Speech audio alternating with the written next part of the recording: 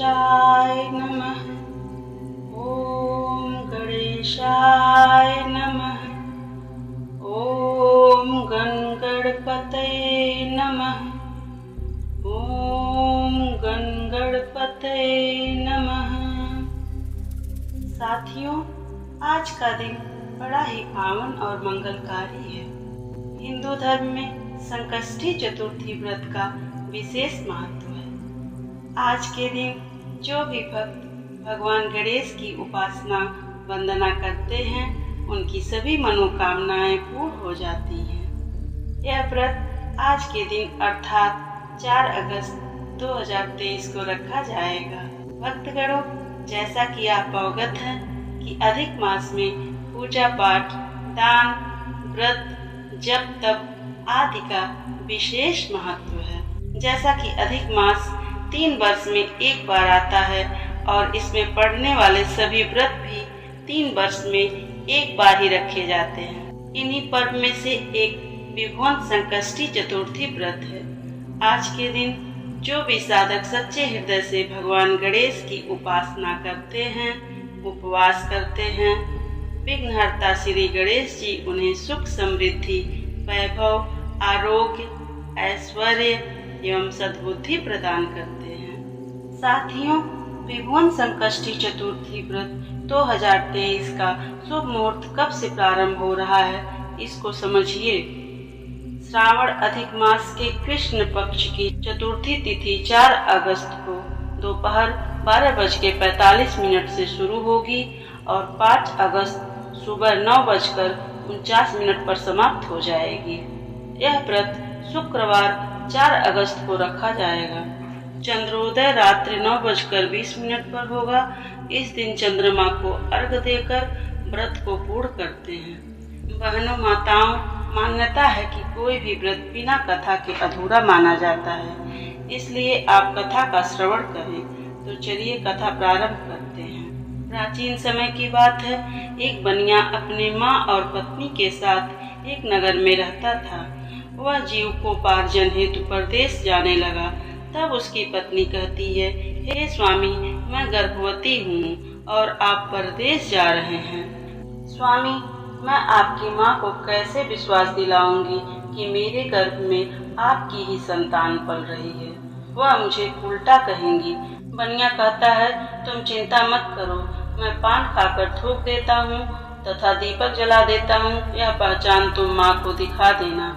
पान की पीक ताजी रहेगी तथा दीपक जलता रहेगा तो माँ को विश्वास हो जाएगा।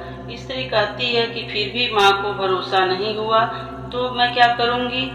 तब बनिया कहता है, नहीं, माँ को जरूर विश्वास होगा। यह कहकर वह परदेश चला गया।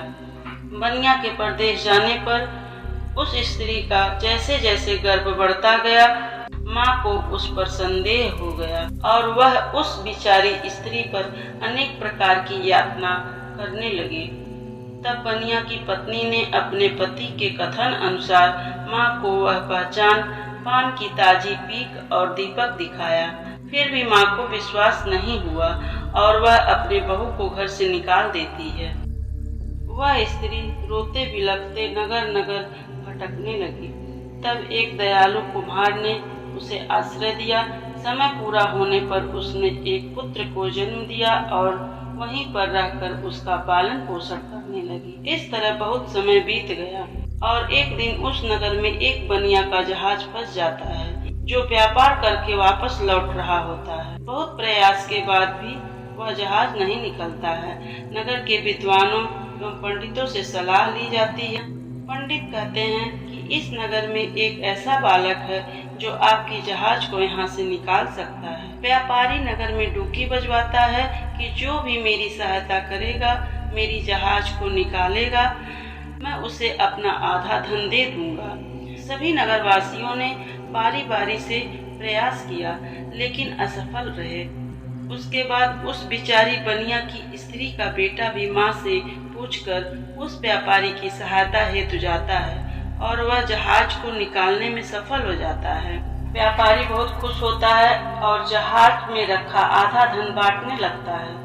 धन को जितनी बार आधा किया जाता है उतनी बार वह एक हो जाता है।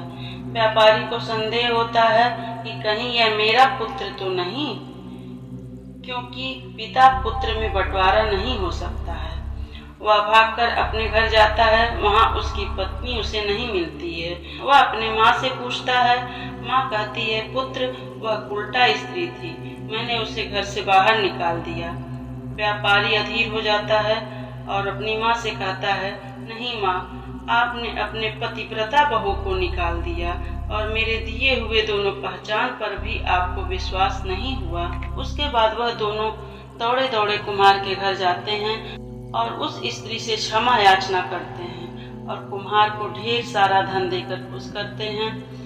एक बार फिर से पूरा परिवार आनंद पूर्वक एक साथ रहने लगता है। हे विघ्नहर्ता गणेश महाराज, आपको सत सत प्रणाम।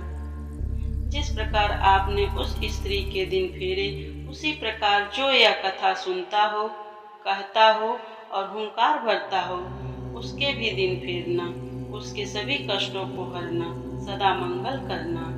ओम गणेशाय नमः। ओम गणेशाय नमः। ओम नमः शिवाय। ओम नमः शिवाय। अगर आपको मेरी कथा अच्छी लगी हो तो आप कमेंट में ओम गणेशाय नमः लिखना मत भूलिएगा। हर हर महादेव। धन्यवाद।